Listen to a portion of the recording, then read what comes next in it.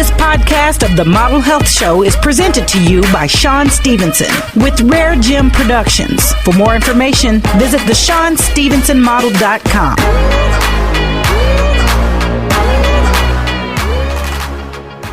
Welcome to the Model Health Show. This is fitness and nutrition expert Sean Stevenson, here with my beautiful co-host and producer of the Model Health Show, Jade Harrell. What's up, Jade? What's up, Sean? I need a turntable. I want. How you doing today? Oh, man, I am spectacularious. Spectacularious? Yes, I feel so spectacular. It's hilarious. Oh, my goodness. You silly Billy. Oh, my Gigi. That's crazy. Mm-hmm. Crazy. I'm glad to hear that. Yes. And glad that you're doing so well. You look well. You look amazing. I feel fantastic. That's a good way to feel. Mm-hmm. Love it. And we want everyone else to feel fantastic as well. Yes. And that's why today is going to be an incredibly powerful episode. We're going to talk about something that affects every single human being on this planet. Everything. One of the foundational components of health and longevity.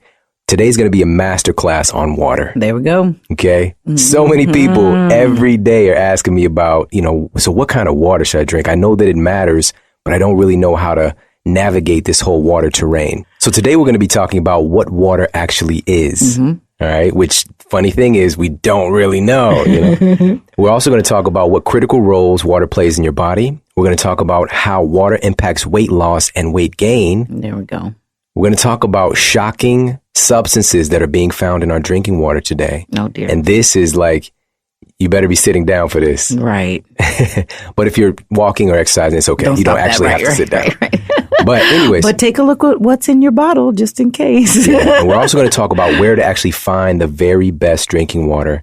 And we're going to wrap it up with 5 things you can do to really bring your water to life. Perfect. But first, I want to give a shout out to our show sponsor, Onnit.com. Onnit.com/model. Head over there and you get 10% off all of your amazing superhuman performance supplements. And of course, we are loving the hemp forest protein. The most bioavailable source for the human body is going to be coming from hemp. Okay. The edestin is the most usable protein structure for human beings, and it's found inside of this hemp forest protein. It's absolutely amazing. And on a surface kind of selfish level of deliciousness, it tastes incredible. It is good. And that's really the biggest selling point for a lot of people is like, does it taste good? And it absolutely tastes amazing.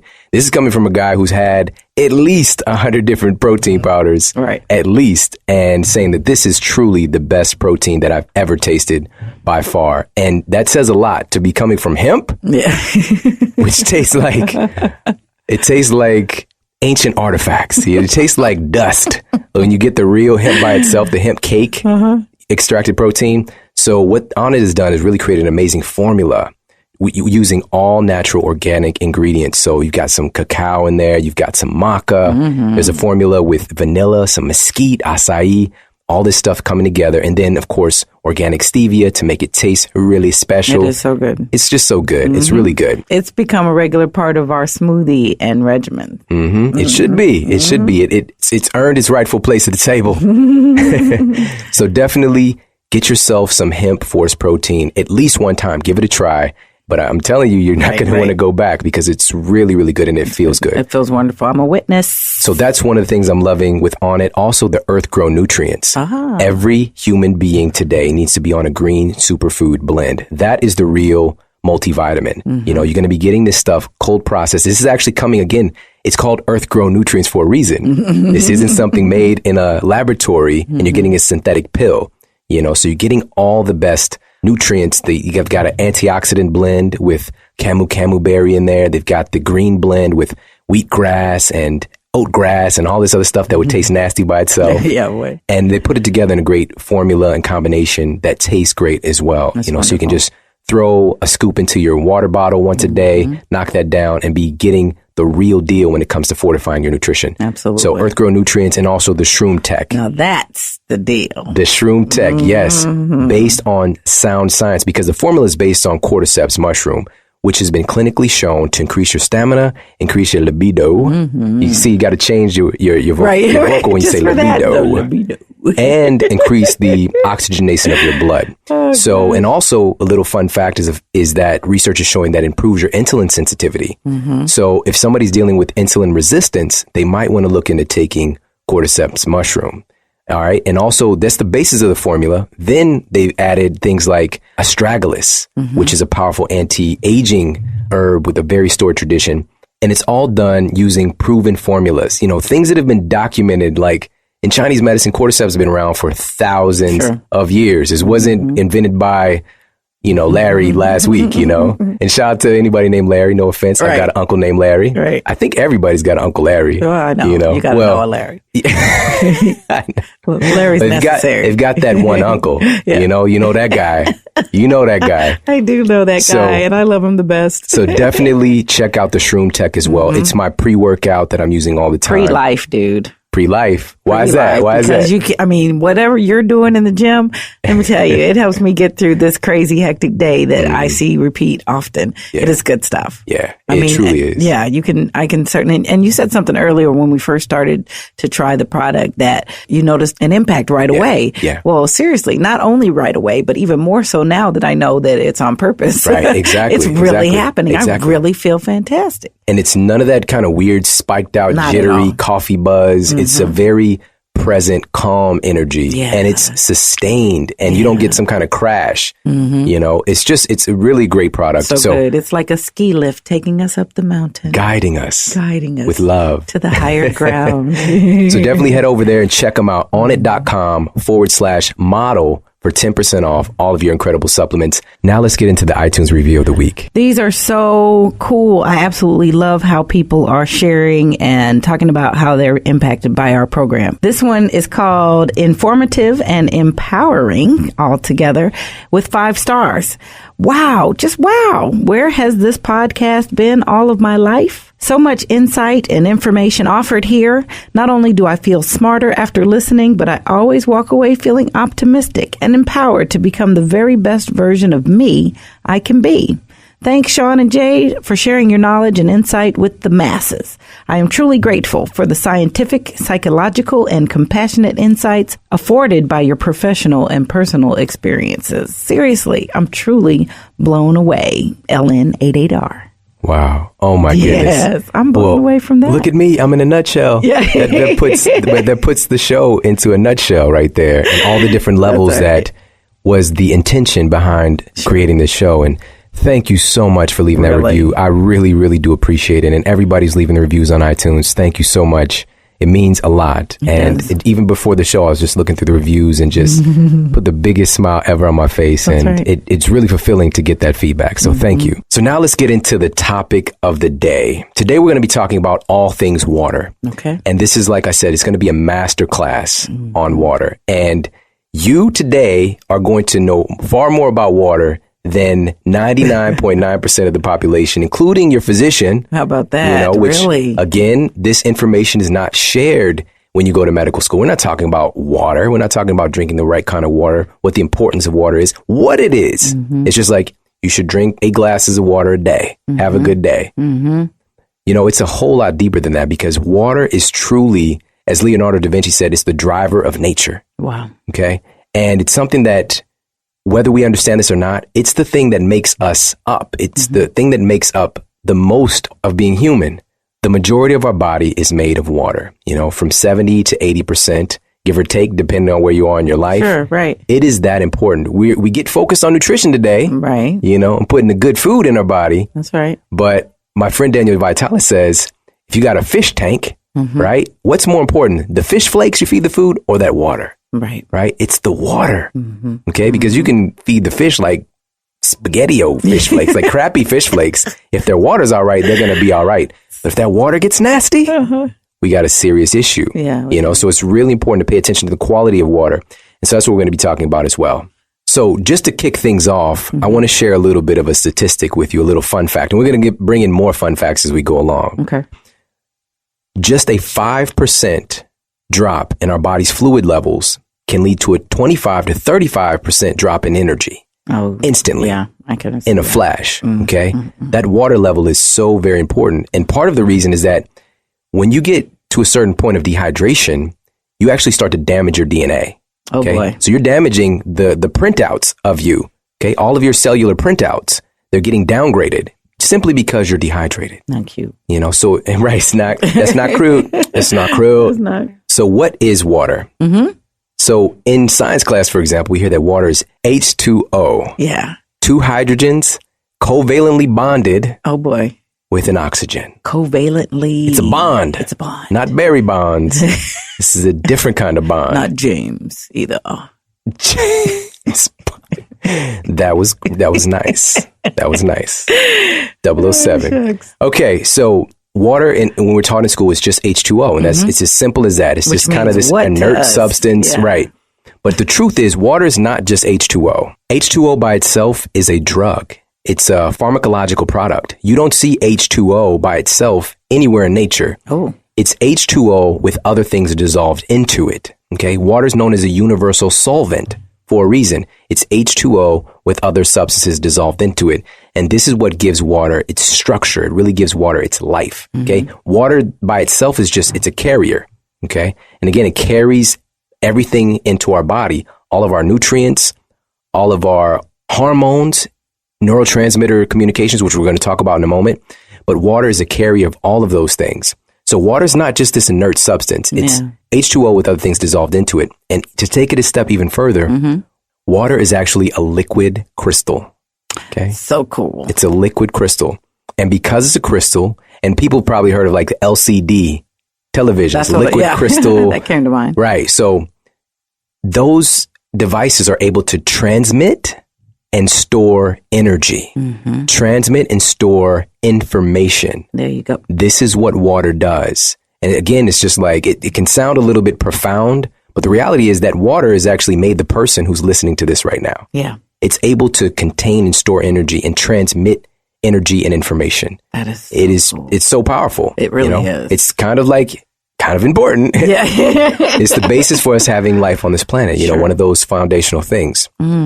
And what makes it kind of unique as well is the fact that it has these different forms that it can be in. Isn't that awesome? So it can be a gas, it can be a liquid, and it can also be a solid. It has this ability to transform itself. Yes, to transmit. You know, nothing else can do it like that, you know, to be in those different states, 3 different states.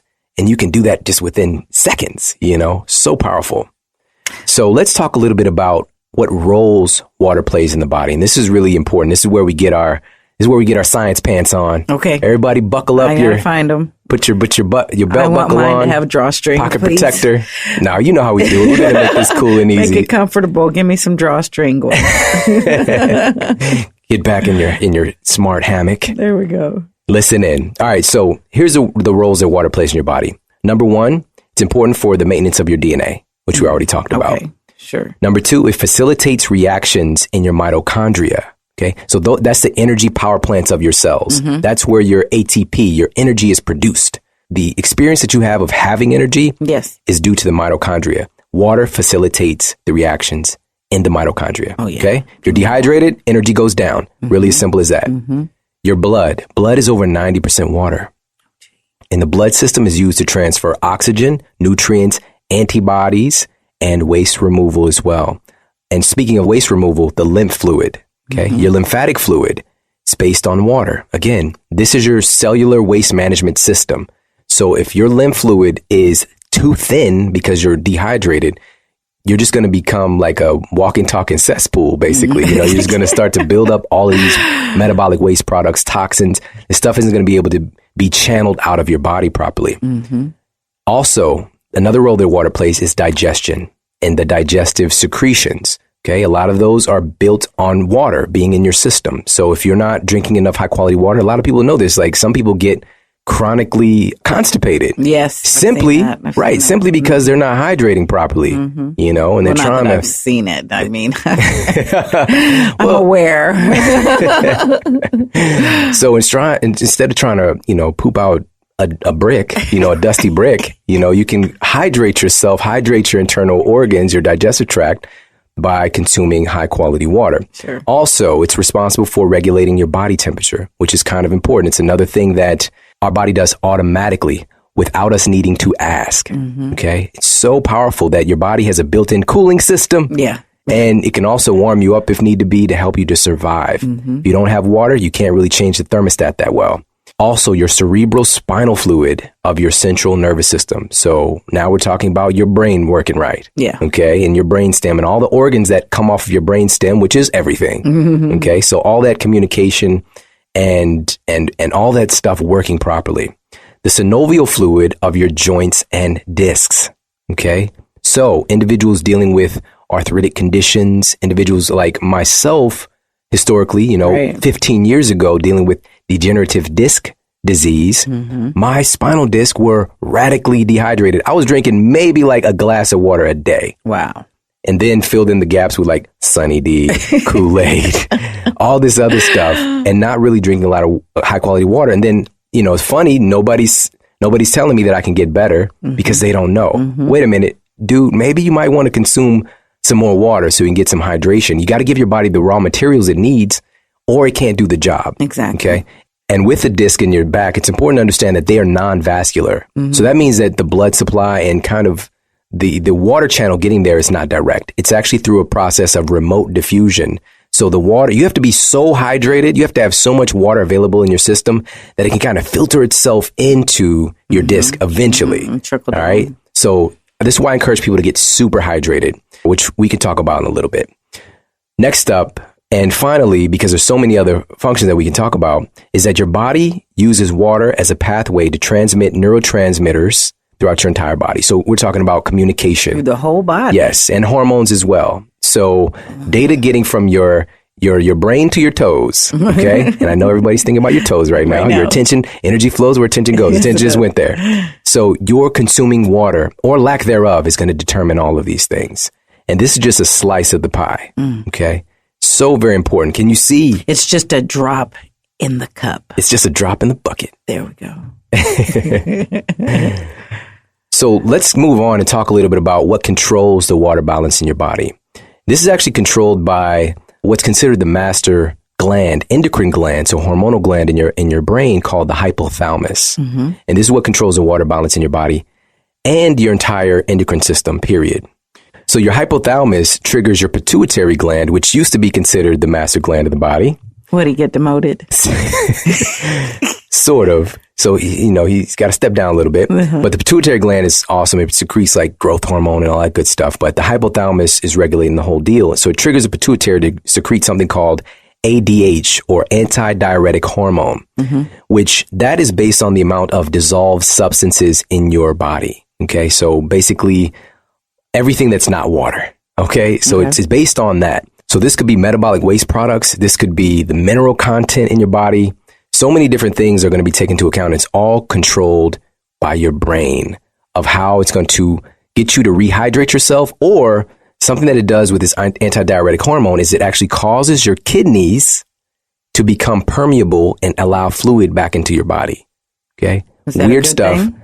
It's kind of weird because like stuff that would be going out as pee is now getting recirculated because I'm so dehydrated. Because I didn't have, it's like a backup system, right? When it should kind of just be filtering body. out. That's right. Our body is amazing. It is amazing. Amazing. So now let's talk about a couple more of these water fun facts.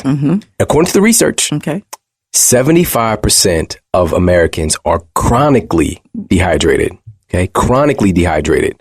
And that's the majority of people. And it's asking, is it you? Are you one of those people? Or are you somebody who's adamant about getting hydrated? And we're going to also talk about how to get hydrated the right way, the best quality water to do that. But are you drinking enough water right now? If you're not, somewhere in between. Yeah. If you're not, then this is going to be a call to action to really get on your game about this because it's controlling everything. Sure. Like a splash of cool water in my face. Another statistic is in 37% of Americans, thirst is often mistaken for hunger because the thirst mechanism is so weak. Okay. So this is going on again in your hypothalamus, and it's responsible for your thirst and hunger signals. Okay. And oftentimes in our culture, right, we mistake that signal of being thirsty for being hungry. And then we'll go and put more food in, which is going to do what? Pull away and draw more water that we need. And again, we continue to have a just a vicious circle start, Yeah. you know, because we're already dehydrated. We're eating more food. We're still thirsty and we're going to eat more food. And this is one of the big contributing factors to gaining excess weight is not understanding like, I need to get myself hydrated first. Sure. And our body's not hydrated enough to perform that digestion and processing Exactly. of it very well. Exactly. Another fun fact, mild dehydration slows the metabolism by as much as 3%. So just a little bit of dehydration is going to slow down your ability to burn fat. Also, insufficient water is the number one trigger of daytime fatigue. How about that? Okay. And also another one to slide in there is headaches.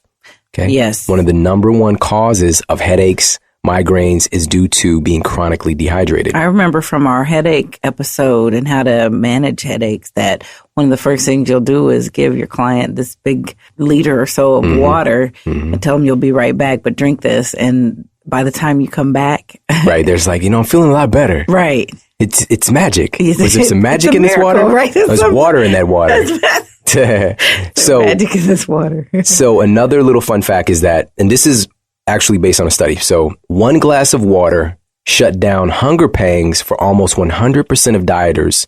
And this was studied in a University of Washington experiment. 100% of folks found hunger relief.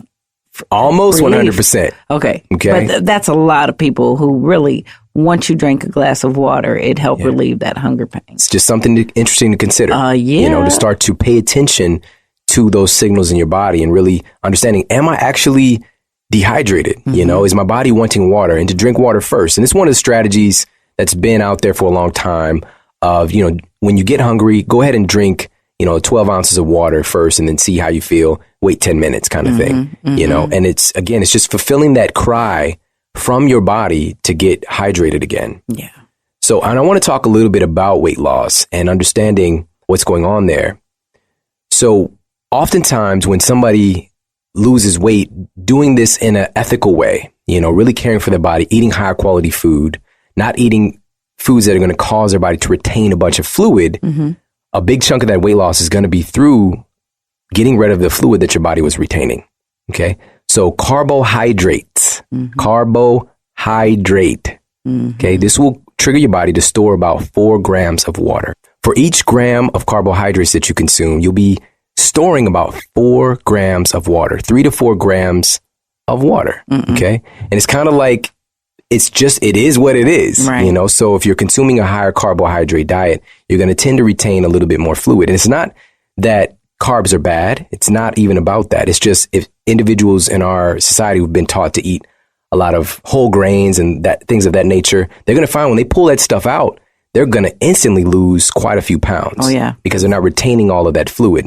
And this is a strategy that, bodybuilders use when they want to kind of get leaner and be able to see more of their vascularity. They cut out sodium, so they're not retaining a little bit of water, and they also lower their carbohydrate intake. More like carbohydrate. Carbohydrate, That's right. stowaways. You're going to stow all that stuff in. So this is very important to understand that if somebody's concerned about getting excess weight off their frame, they might want to shift their carbohydrate ratio in their diet.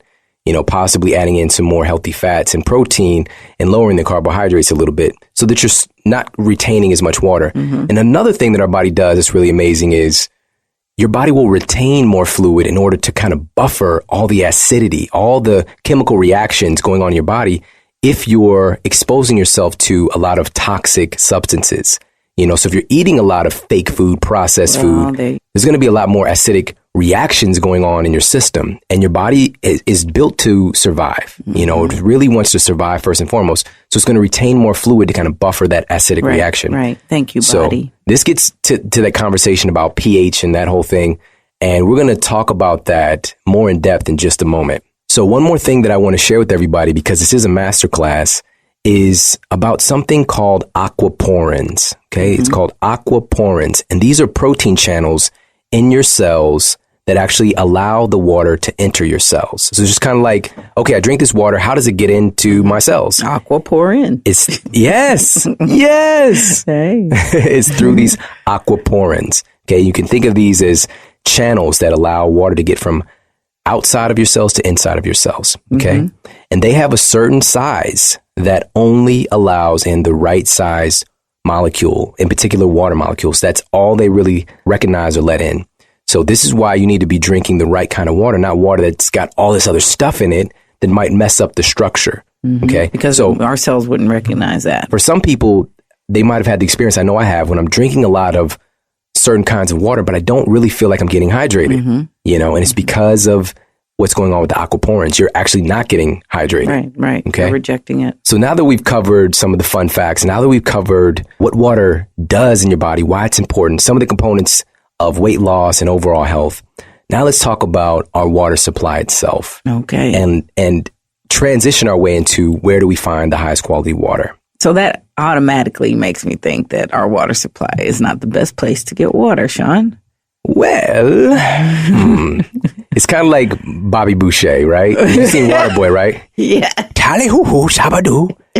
You're just not drinking the right kind of water. There you go. You know, and they're like, Gatorade's better. You're just not drinking the right kind of water. It's not that water's bad. It's just you're probably not drinking the right kind of water. And here's why. Okay. So our public water supply is incredible. It's incredible for what we have in comparison to like third world countries and things of that nature. But there are some definitely some serious problems here because we have excellent systems in place to kill pathogens. Here in the United States. Yes, to kill pathogens in the water so that you don't have any kind of random strains of something coming through and making you sick. Okay. So, and primarily we're talking about chlorine is one of the big components there, which we're going to come back to and talk about. But there are no systems in place right now to eliminate some of the crazy stuff that's been put into our water supply over the last few decades that nowhere in human history have we seen before. In 2008, the Associated Press published their investigation that found that nearly 41 million Americans were consuming water that had been tainted with pharmaceutical chemicals.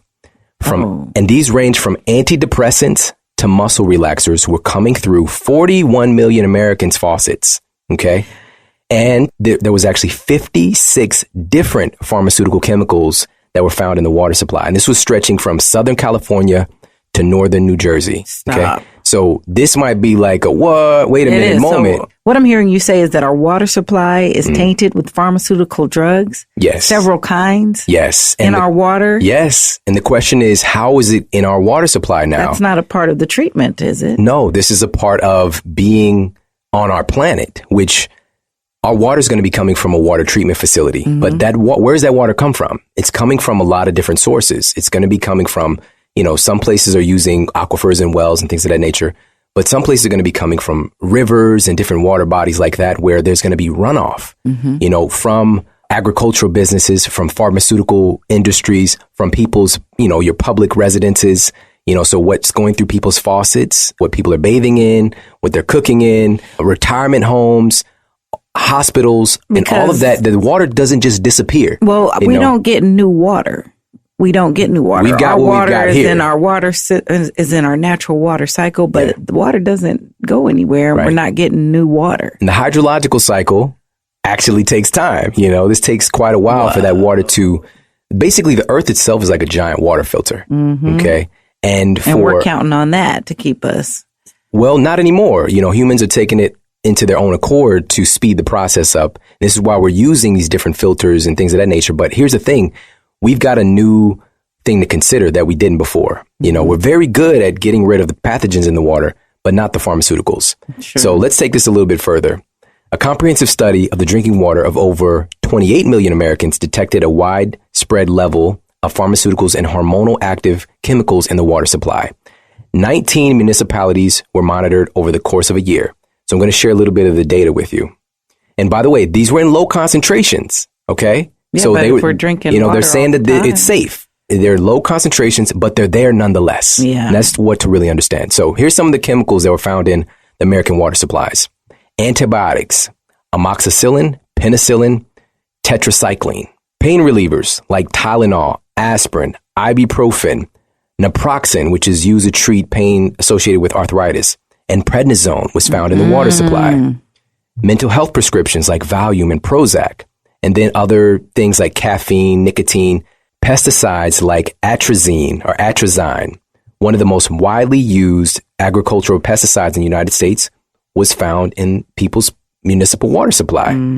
Lead, arsenic, hormone replacement medications like estrone. It's bananas in pajamas, right? Good golly grief. So again, I was saying you might want to sit down for this. Yeah. But it's crazy. You know, I totally understand that it's outrageous, but I do not want to push the fear button. That's not what this is about. This is about becoming aware and making more intelligent decisions about the water we're consuming, and just knowing that it is what it is.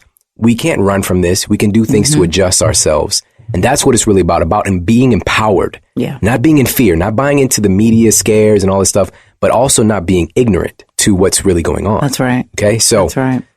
Let's talk a little bit about what's used to treat our municipal water supply in the way that it is now.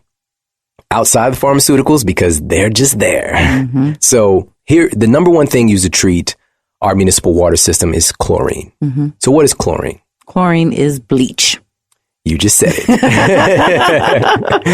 it's just like, well, is it okay to drink bleach? I don't think so. Yeah, I don't think so. I mean, it's great for socks. It's great for getting your whites whiter. That's right. It's great for socks. Get those tidy whities whiter. But drinking it might be a little bit of a problem. And here's the thing. But it's getting rid of the pathogens, yes, junk. Which is great. But there are better practices. Definitely better practices. So instead of pathogens, I get carcinogens. So here's what chlorine does. Chlorine is an antibiotic. Okay. It's an antibiotic. It kills everything. It doesn't care what jersey the bacteria is wearing. Is it the home team or is it the away team?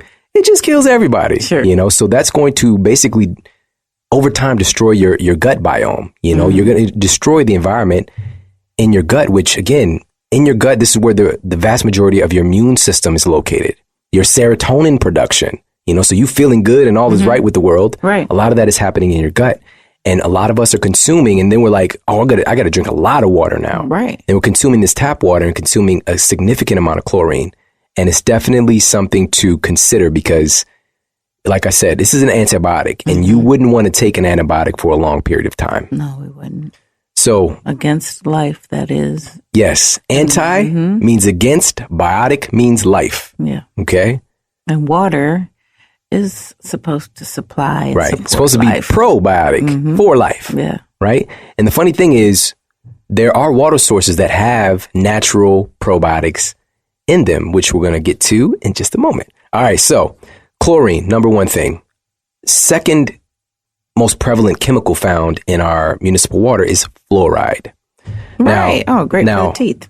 According to the National Research Council, the NRC, fluoride can significantly damage the brain. Studies of EPA scientists have found dementia-like effects when exposed to fluoridated water. The NRC also notes significant risk to your thyroid, bones, and bone cancer with exposure to fluoride. I just kept digging around, and this stuff is not hard to find. Harvard scientists found a direct correlation between fluoride and a dangerous form of bone cancer called osteosarcoma. Okay? So, oh my goodness. Why is this being added to our water? Well, it's not used to treat the water. It's not killing anything. You know, it's not there to kill a pathogen. It's not there to protect somebody. So why is it being added to our water? Yeah. Why is it, Sean?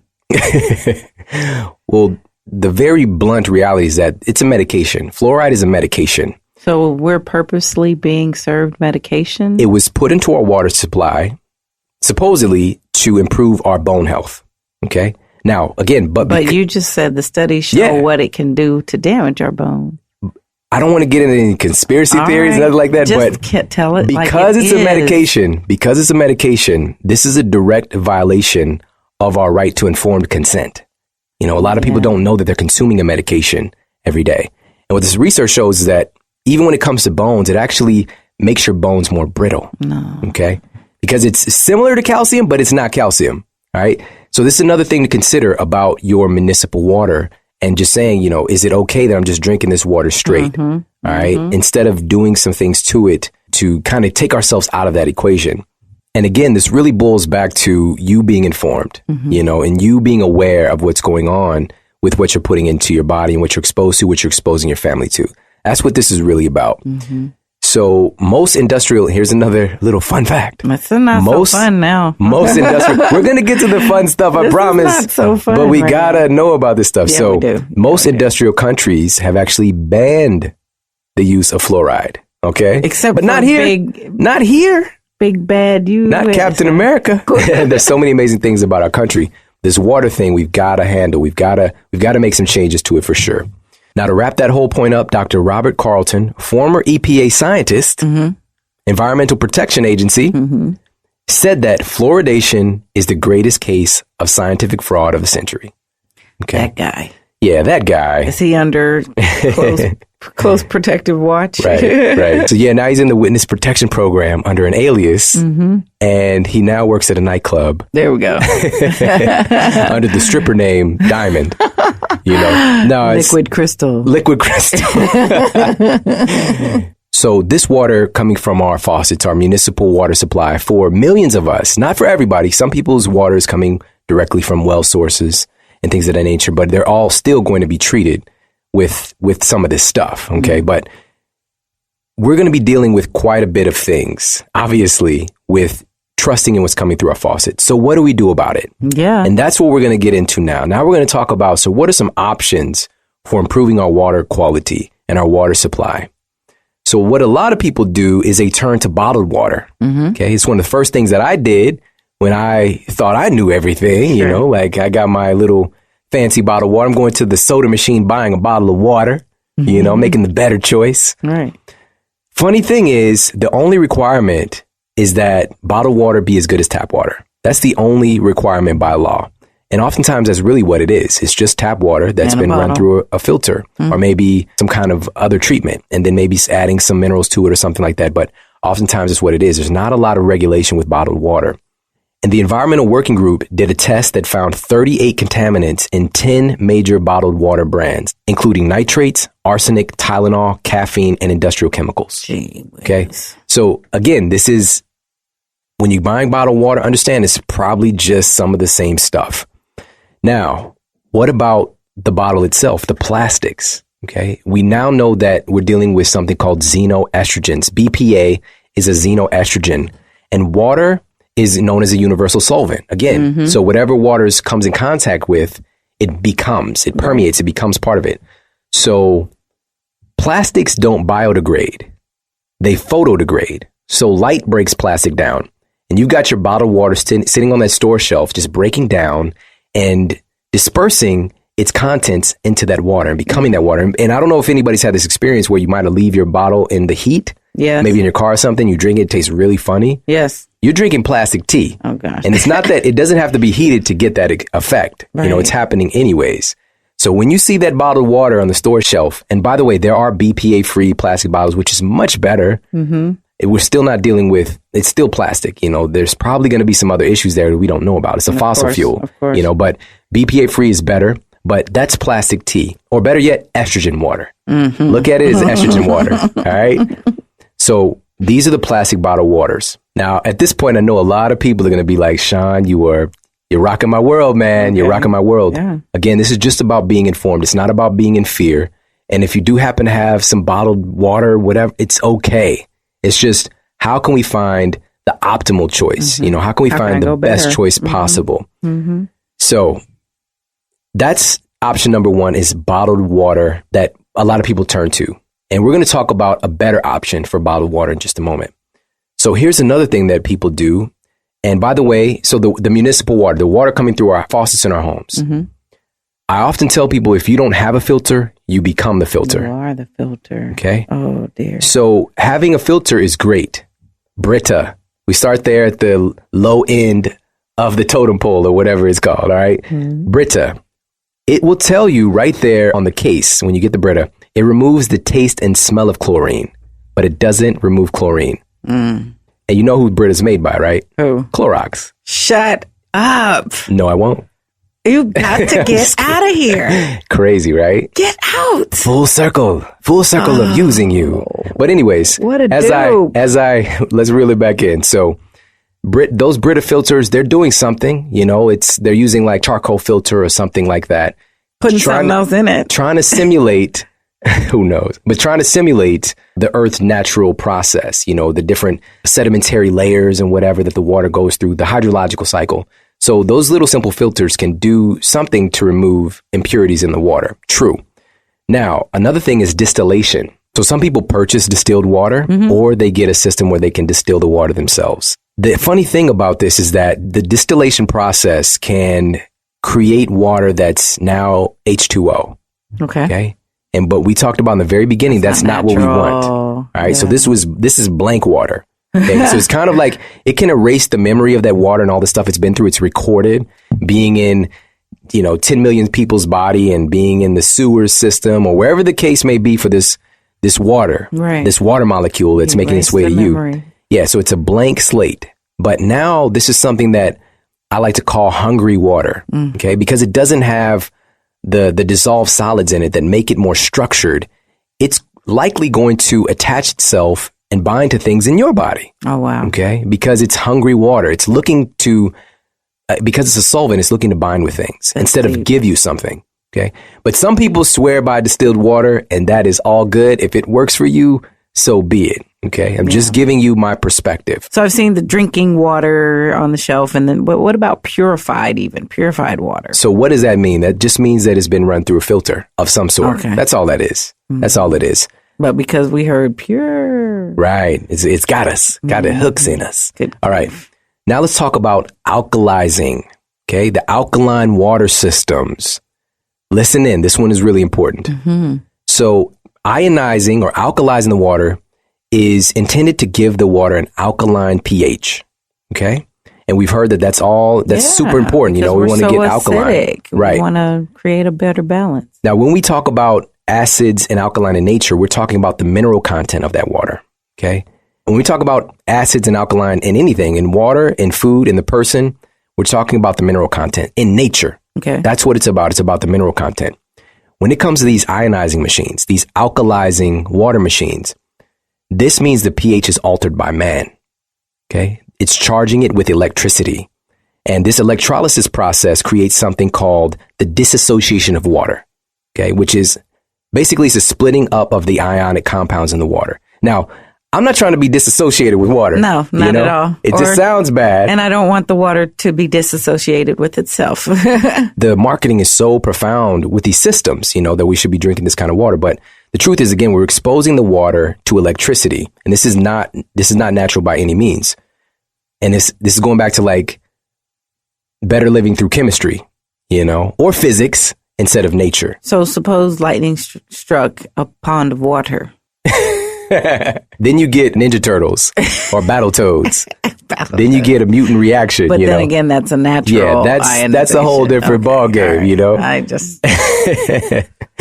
So what's happening is when you're using these machines, you're getting two different channels of water resulting. One acid channel, one alkaline. The water molecules are actually split open with electricity and artificially creating alkaline water. And again, this doesn't happen in nature because that's due to the mineral content shift. Okay. Not the splitting open of the water molecules. By electricity. So right. I'd be with nothing but toads at this point. This is not a complete matrix of natural structured water. Now, here's what the science looks like. Clinical studies have revealed injury to cardiac tissue due to drinking ionized water for long periods. Now, this is because you're creating an alkali. Guess what alkalis are? Drugs are alkalis. Medications, those are alkalis. So you're creating a drug, you're creating a supplement with your water. And that's not all bad because that can be helpful in small instances, in short-term instances, to maybe change the pH of your blood, for example. But not a long-term drinking a gallon of a supplement. That'd be not so good. No. That would not be good, So again, it's being aware of the marketing and looking at, just take a step back. Even if you're a firm believer in alkaline water machines, just take a step back and saying, is this natural? Is this what nature would do with this water? And just being honest about it. Now, let's move on. Last one, RO systems, reverse osmosis systems. This pushes water through a very tight membrane, and it's actually 0.0001 microns. Compared to, for example, bacteria, which is 0.4 microns. So it gets rid of a lot of this stuff. Cool. Pharmaceutical medications, a lot of that stuff pretty much you're going to get blank water again. You're going to filter out a lot of that stuff without destroying so much the structure of the water through the distillation process. Okay, so some of the structure is still going to be there. But it'll be naked. Yeah, it's still going to be pretty barren. All right. So this gets rid of, again, a lot of pathogens, chemicals, drugs. But I firmly believe that too much of this water pressure that it goes through makes it not friendly with your aquaporins, which we talked about, the channels of getting that water into your cells. Because they wouldn't recognize it. So you're left with a safer, cleaner water on one idea, one premise, but you might be lacking in what you're really looking for in the water in the first place.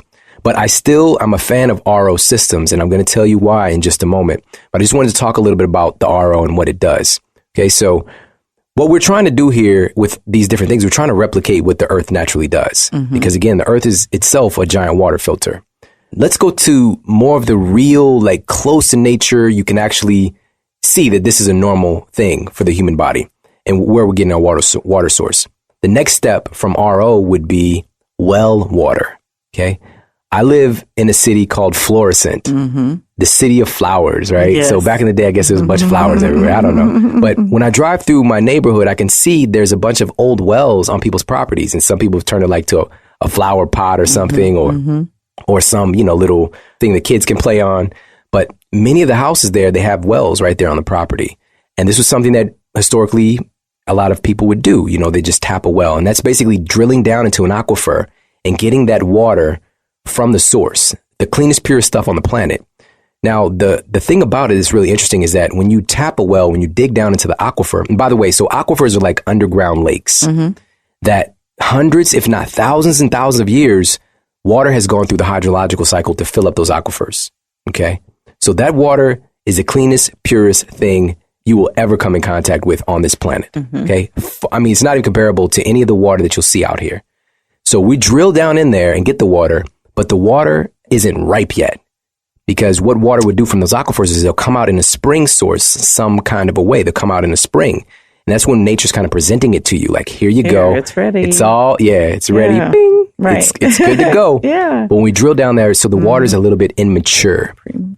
And since it hasn't had that ability to kind of travel outward to you, it's probably going to be a higher TDS, which is total dissolved solids. It's probably going to be a higher mineral content. So mineral waters are well waters, okay, tend to be. I gotcha. And those are they're going to be all good for most people, most constitutions. But for some people, it can be a little bit too much, okay? And you can kind of get a lot of this kind of sediment in your body by having too many minerals in your water. Right. Okay?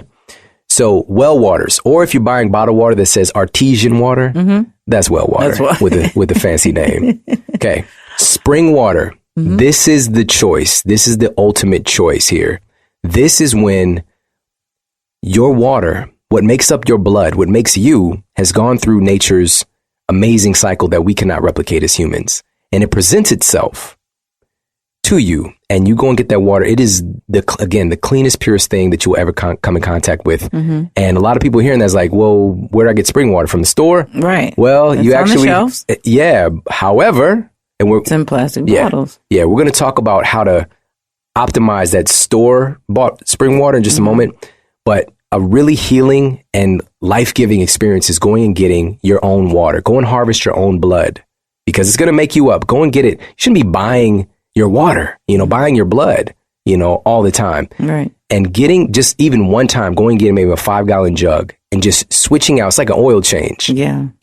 Putting the cleanest, purest thing on the planet through your system, just even one time, could be incredibly transformative. Certainly. So we might think that we're not capable or near a spring. Right. I've got news for you, baby.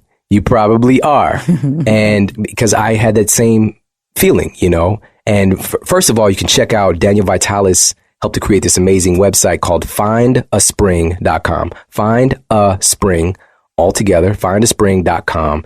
And you can see the database. I remember when he first launched it, there was like 10 springs there, or like 20. Now I think there's hundreds there now of people just posting up the different springs that they've gone to across the world, not just the United States.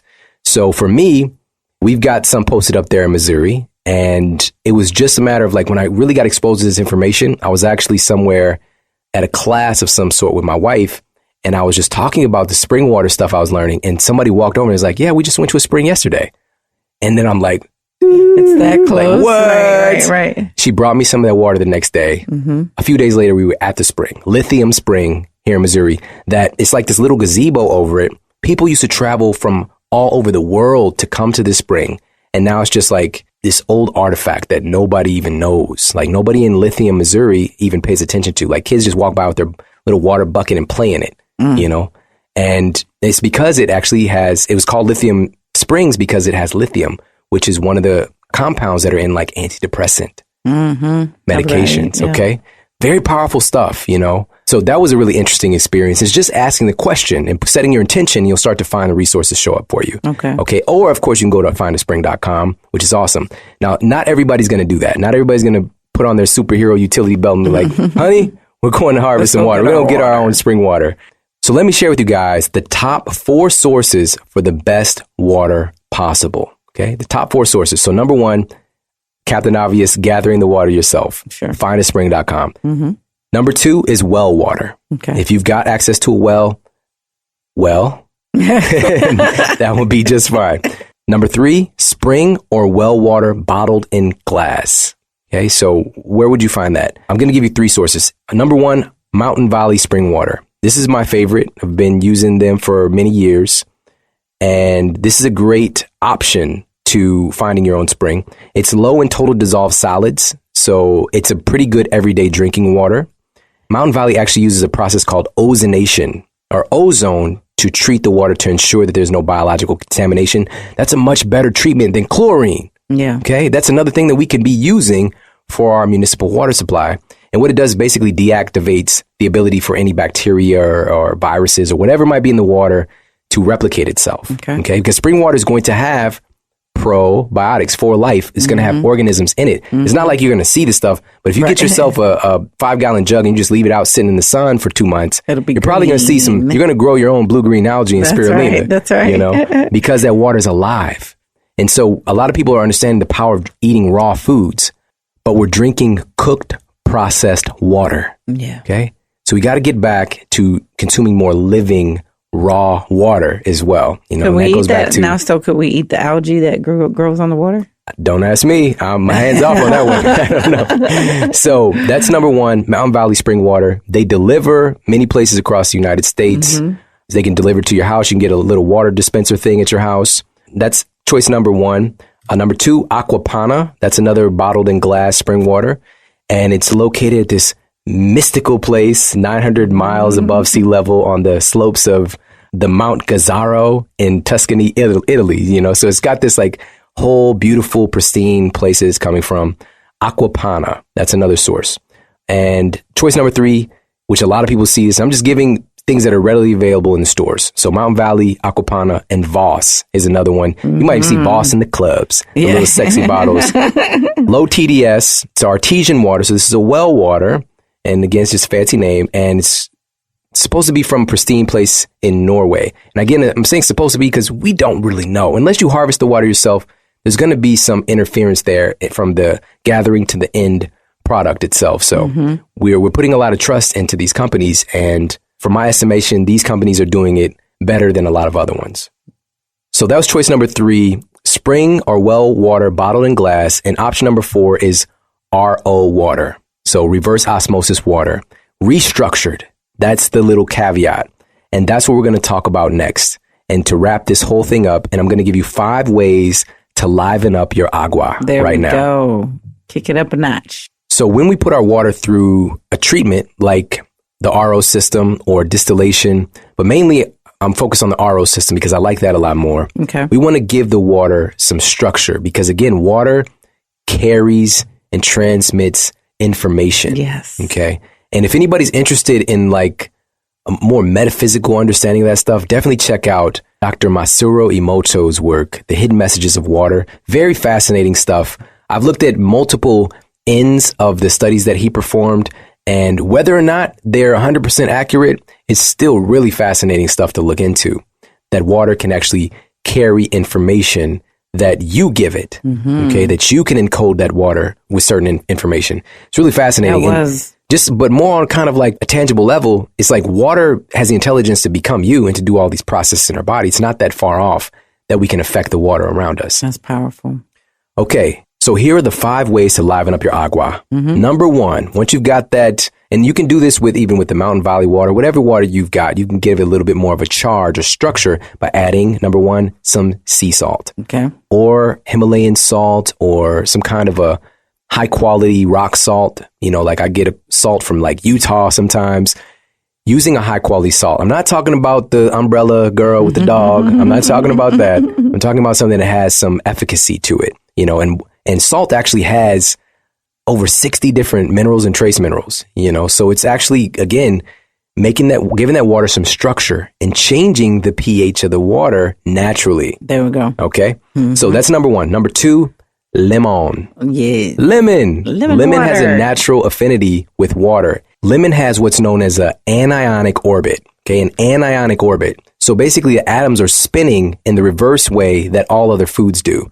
It's spinning in the way that your parts of your digestive tract do, the cells there, or that your saliva spins. It's very good at cleaning house. And it also is providing some ions that are going to charge up that water. Okay. Cool. And some people notice that putting some lemon in their water is more hydrating. Okay. So that's number 2. Number 3 is a product called Crystal Energy. Okay. Crystal Energy. And this is not Crystal Light. This is Patrick Flanagan's product. No, not Crystal Light. No. You know, you just tear off the little top and man, I used to get that out of the, you know, the little dispensers at my old job back in the day. You Crystal Light. Job? Daily. Right. Oh my. Right. A job. In college, yeah. I have to tell the story about that job one day. Yeah, it's crazy pants. So Crystal Energy, Patrick Flanagan's product. And what it is silica. And this is a mineral known to positively affect the zeta potential, something called the zeta potential of your blood cells. And the zeta potential is the electrical potential or charge that exists in a hydrated particle in the surrounding solution. Okay. So it gives your water a nice, healthy charge.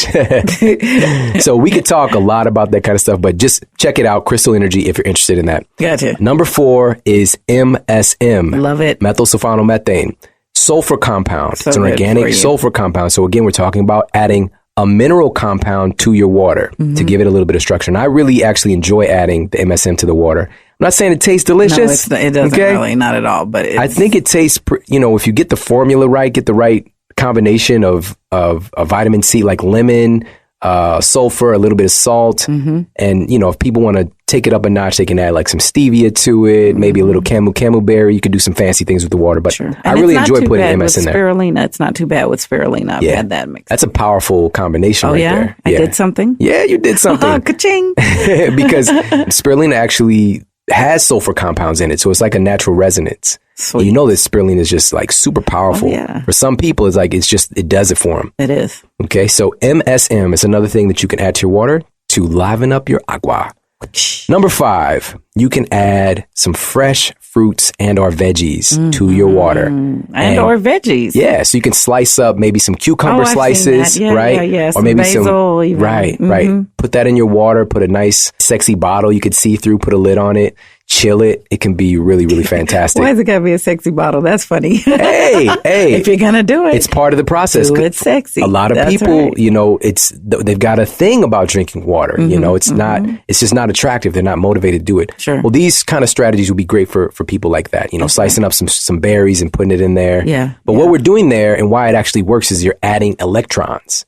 Because those foods are very enzymatically active, full of antioxidants, which are, you know, basically you've got this electrical potential. That's great. Right? And that's going to add some life back to your agua. Well, we should put some more attention in that direction anyway. So I like that. Sexy water. Absolutely. So everybody, thank you so much for tuning into this episode. It's been a masterclass on water and really understanding the utility value of water and how to upgrade your water source. And I really do hope that this is information that you find extremely valuable and that's going to stay with you for many years to come. It is. So please make sure that you share this show with everybody who's concerned or even not concerned about being the healthiest, happiest version of themselves, because it is important. It's so important to be informed about information like this. And again, it's really about you being a leader and you stepping up and you applying the information first. So thank you so much for tuning into the Model Health Show. Thank you. Drink up. Drink up. Cheers. Talk with you soon. sure for more after the show, you head over to theshawnstevensonmodel.com. That's where you can find the show notes. And if you got any questions or comments, make sure to let me know. And please head over to iTunes and give us a 5-star rating and let everybody know that our show is awesome and you're loving it. Yeah. And I read all the comments, so please leave me a comment there. And take care, everybody. I promise to keep giving you more powerful, empowering, great content to help transform your life. Thanks for tuning in.